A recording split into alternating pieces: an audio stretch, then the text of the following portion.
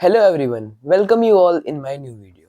So in this video we are going to continue the question answers of class 8th science chapter sound. तो हम लोगों ने पिछली video में question 4 तक कर लिया था. आज हम लोग क्वेश्चन नंबर 5 से कंटिन्यू करेंगे. क्वेश्चन 5 क्या है? A pendulum oscillates 40 time in 4 second.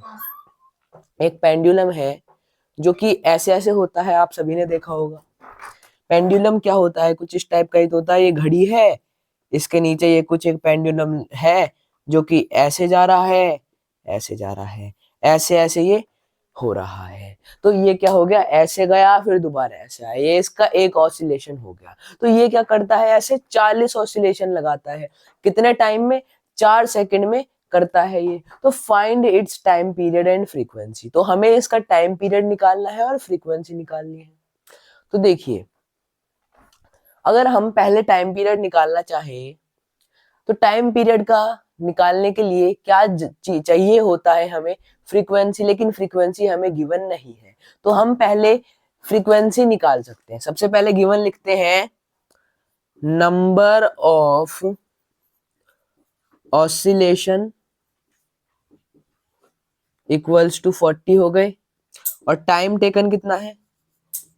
Time taken, time कितना लिया गया है? टाइम लिया गया है 4 सेकंड्स. ठीक है, अब हम क्या निकाल सकते हैं? फ्रीक्वेंसी निकाल सकते हैं.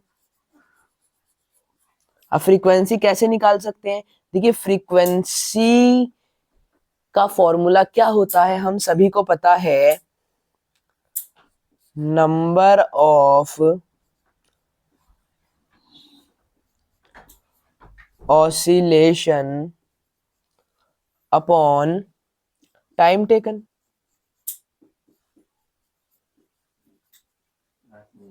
Upon time taken. देखिए, यहां पर हम हमारा क्या है? नंबर ऑफ ऑसिलेशन आ गया और टाइम टेकन आ गया. और हमारे क्वेश्चन में नंबर ऑफ ऑसिलेशन भी गिवन है और टाइम टेकन भी गिवन है. तो हमें क्या करना है? सिंपली हमारी गिवन चीजें पुट कर देनी है. तो 40/4 आ गया. अब अगर हम अब अगर हम इन्हें सॉल्व कर लेते हैं तो हमारे पास 10 आ गया. तो हमारी फ्रीक्वेंसी क्या हो गई? हमारी फ्रीक्वेंसी हो गई 10. कितनी हो गई? 10 हो गई भाई हमारी फ्रीक्वेंसी 10. अब देखिए, अब यहां से हम क्या निकाल सकते हैं? टाइम पीरियड निकाल सकते हैं. बिल्कुल निकाल सकते हैं. क्यों निकाल सकते हैं? टाइम पीरियड को फाइंड करने का फॉर्मूला क्या होता है? हमें पता है 1 फ्रीक्वेंसी होता है. तो टाइम पीरियड इक्वल्स टू 1/फ्रीक्वेंसी. 1/फ्रीक्वेंसी. तो 1/फ्रीक्वेंसी कितनी है? 10 है. अब अगर हम इसे सॉल्व करें, ये वाला 0 हम ऊपर ले आएंगे तो कितना आ गया? 0.1. So our time period is 0.1 second. 0.1 seconds. ठीक है, तो ये हो गया हमारा 5th क्वेश्चन सॉल्व. अब आगे बढ़ते हैं. तो हम देखते हैं हमारा 6th क्वेश्चन, जिसमें क्या है? The sound from a mosquito is produced when it vibrates its wings at an average rate of 500 vibration per second. यानी कि एक मॉस्किटो है जो अपने विंग्स को वाइब्रेट करता है और उससे साउंड प्रोड्यूस होती है. और एवरेज रेट क्या है उसका? 500 वाइब्रेशन 1 सेकेंड में. So what is the time period of the vibration? Vibration का टाइम पीरियड कितना होगा? देखिए, हमें पता है यहां पर number of vibration in 1 second कितनी है? वो 500 है. तो अब हमें फ्रीक्वेंसी निकालनी होगी अगर हमें टाइम पीरियड चाहिए. तो फ्रीक्वेंसी का फॉर्मूला क्या होता है? नंबर ऑफ ऑसिलेशन या फिर नंबर ऑफ वाइब्रेशन अपॉन 1. अब अगर हम 500/1 कर दें तो आंसर तो 500 ही आएगा. तो देयर हम लिखेंगे देयर फोर फ्रीक्वेंसी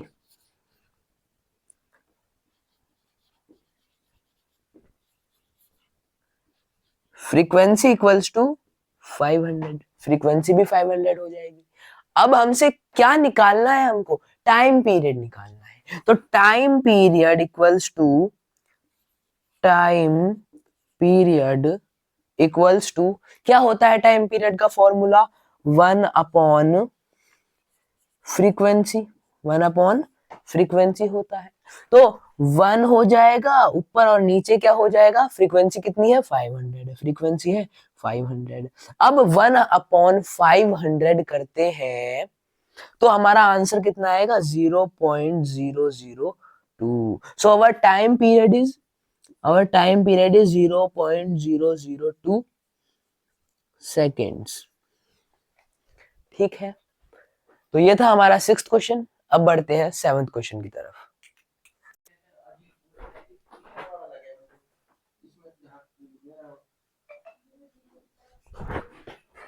ठीक है, तो हम देखते हैं सबसे पहला है ढोलक। ढोलक किस टाइप की होती है, कुछ ऐसी होती है ढोलक, ये ऐसी ही बनी होती है। तो अब जब हम ये दोनों हिस्से होते हैं इस ढोलक के, जब हम इनके ऊपर मारते हैं तो ये क्या होता है, साउंड प्रोड्यूस होती है। अब ये जो जगह है ना, ये इन्हीं दोनों का सारा खेल होता है। तो जब ये दोनों वाइब्रेट होते हैं तब हमारी साउंड प्रोड्यूस होती है। तो ढोलक में हमारे क्या वाइब्रेट होते हैं बताइए, स्ट्रेच्ड मेम्ब्रेन। क्या नाम होता है इनका, स्ट्रेच्ड मेम्ब्रेन।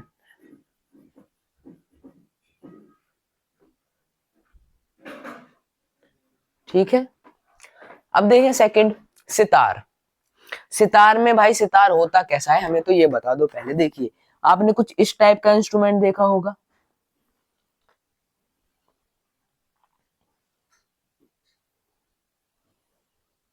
इस टाइप का इंस्ट्रूमेंट। अब जब हम इसकी ये स्ट्रिंग्स पर हाथ को चलाते हैं तो इससे भी साउंड प्रोड्यूस होती है जब ये वाइब्रेट होती है। इनका नाम क्या होता है भाई, ये कौन सी अद्भुत चीज है, इनका नाम होता है स्ट्रेच्ड स्ट्रिंग। क्या होता है, स्ट्रेच्ड स्ट्रिंग।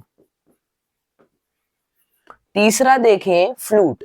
फ्लूट कैसी होती है, जिसे बांसुरी कहते हैं हम, इस टाइप की होती है।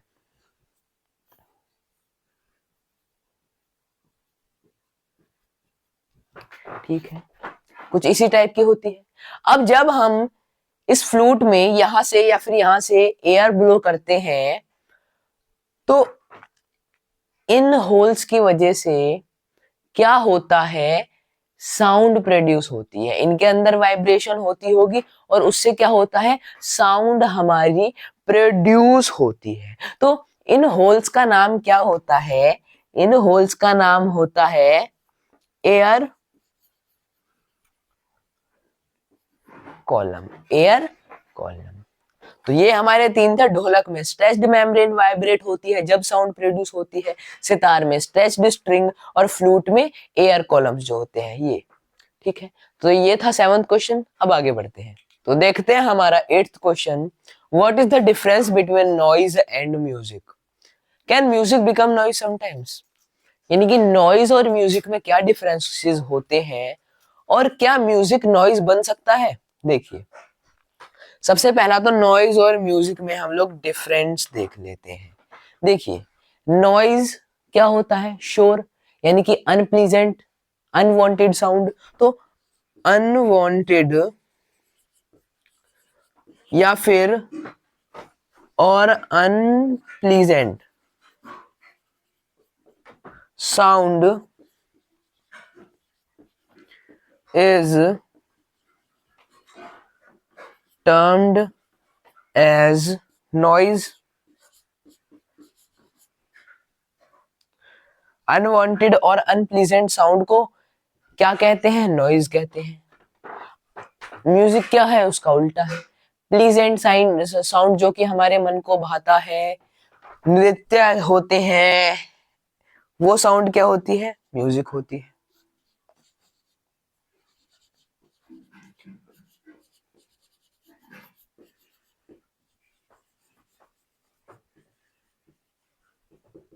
बस ये नॉइज को थोड़ा सा ऊपर लिख देते हैं, ये नॉइज। दूसरा देखें भाई, ये जो नॉइज है ना, इसे हम कानों में डाल के रखें, ऐसा हो सकता है कि कोई भी इसका साइड इफेक्ट ही नहीं होगा। होगा ना साइड इफेक्ट। अब क्या साइड इफेक्ट हो सकता है भाई? सुनने में दिक्कत हो सकती है। और क्या हो सकता है बताइए? अरे और क्या लोग हैं यार, अंधे अंधे होंगे क्या? देखिए बहरे हो सकते हैं, अगर कुछ ज्यादा ही जोर से डीजे बजा दिया गया हमारे कानों पे तो। और म्यूजिक के साथ ऐसा होगा? नहीं होगा। ठीक है, तो देखते हैं। नॉइज कैन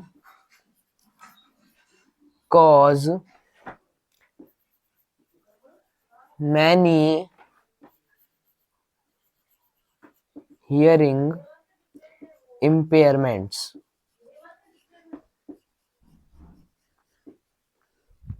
या फिर हम क्या लिख सकते हैं? हम लिख सकते हैं, या फिर चलिए हियरिंग इम्पेयरमेंट की जगह हम लिखते हैं ये हेल्थ हजार्ड पहुंचा सकती है ना हमें। हजार्ड का मतलब क्या? दिक्कत होती है ना। छोड़िए, ये देखिए, कैन प्रोड्यूस लिख सकते हैं, can produce many health health related hazards.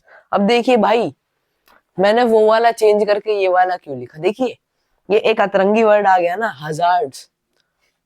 तो अब देखिए, जब आप पेपर में लिख कर आएंगे इस अतरंगी वर्ड को, तो टीचर क्या समझेगा? हाँ भाई बच्चों को कुछ आता है, तो वो आपको नंबर दे देगा ये समझ के। अगर भाई जब आंसर गलत लिख के आओगे तो कहीं नंबर मिलेंगे। अब देखिए, नॉइज तो हेल्थ हजार्ड पहुंचाता है, म्यूजिक पहुंचाता है नहीं, तो हम क्या लिख देंगे? Simple, music do not produce any. बात खत्म। अब हमारे पास एक और सवाल था, क्या म्यूजिक कभी नॉइज बन सकता है? यार ये लाइन इतनी टेढ़ी क्यों है भाई? लाइन इतनी टेढ़ी नहीं होनी चाहिए, इसे सीधी करो भाई लाइन को। चलिए, क्या म्यूजिक कभी नॉइज बन सकता है? बिल्कुल बन सकता है। अगर देखिए म्यूजिक चल रहा है आमी जे तुम्हारी, अब देखिए हमने इसे बहुत ही ज्यादा लाउड कर दिया, तो अब क्या हुआ? आमी जे तुम्हारी अच्छा म्यूजिक रहेगा? अब तो भाई बिल्कुल कानों में बज रहा है, हमें प्रॉब्लम हो रही है उस गाने को सुनने से, तब वो क्या हो गई? वो भी नॉइज ही हो गई। तो हम लिख सकते हैं, चलिए आगे लिखते हैं, इसे छोड़ा, यहां पर लिखते हैं, yes if music becomes too loud, अगर म्यूजिक बहुत ज्यादा लाउड हो जाए तो इट इज ऑल्सो, वो भी क्या कहलाता है? नोन एज, नोन एज क्या? Sound music. अरे भाई नॉइज होगी ना, कैसी बात कर रहे हो? Yes, if music becomes too loud it is also known as noise. यानी कि अगर म्यूजिक को बहुत ही ज्यादा लाउड स्पीकर पे हमने चला दिया तो उसे भी क्या कहा जाता है? उसे भी नॉइज कहा जाता है। ये था 8th क्वेश्चन। अब बढ़ते हैं अगले क्वेश्चन की तरफ। देखते हैं हमारा 9th क्वेश्चन। इसमें क्या बोला गया है? List the sources of noise pollution in your surroundings. हमारे आसपास के इलाके में नॉइज पोल्यूशन के क्या क्या सोर्सेज हैं? देखिए, the sources of noise pollution are, ये यहाँ पर क्या बोला गया? हमारे आसपास। ये तो मैं, हाँ यहाँ पर तो हमने कुछ एक्स्ट्रा डाल दिए हैं। देखिए, पहला है sound produced by buses and trucks, यानी कि जो बसेस होती हैं और ट्रक्स होती हैं, वो जो पौ पौ पौ पौ करते रहते हैं रोड पे, वो हमारी नॉइज पोल्यूशन का एक बहुत बड़ा कारण है। दूसरा देखें, sound produced at construction site. अब कंस्ट्रक्शन साइट तो हमारे घर के आसपास है नहीं, आपके घर के आसपास होगी। वहां पे भी साउंड प्रोड्यूस होती है। The sound produced by playing of TV, radio, loud speakers, यानी कि जो हम घर पे टीवी पे गाने चला लिए, रेडियो पे गाने चला लिए, लाउड वॉइस में लाउड स्पीकर्स चला लिए, इनसे भी नॉइज पोल्यूशन बढ़ता है। बर्स्टिंग ऑफ क्रैकर्स, यानी कि दिवाली का टाइम आया नहीं, आप लोगों ने पटाखे फोड़ने पहले शुरू कर दिए। And sound produced by big machines in factories, यानी कि फैक्ट्रीज में जो बड़ी बड़ी मशीन्स होती हैं उनसे जो साउंड प्रोड्यूस्ड होती है वो भी नॉइज पोल्यूशन का कारण होती है। तो ये तो हमने 4 ही लिखी हैं। अगर आपके इलाके में या फिर आपको कुछ और सूझे तो आप और भी जोड़ दीजिएगा, बाकी मेन तो यही सब होती है। तो इसी के साथ हमारा 9th क्वेश्चन भी कंप्लीट होता है। तो आज की वीडियो में इतना ही करेंगे। अगर आपको कुछ सीखने को मिला हो तो वीडियो को लाइक कर दीजिए, चैनल को सब्सक्राइब करें और ज्यादा से ज्यादा लोगों को शेयर करें। मैं मिलूंगा आपको नेक्स्ट वीडियो में। Till then bye bye and जय हिंद।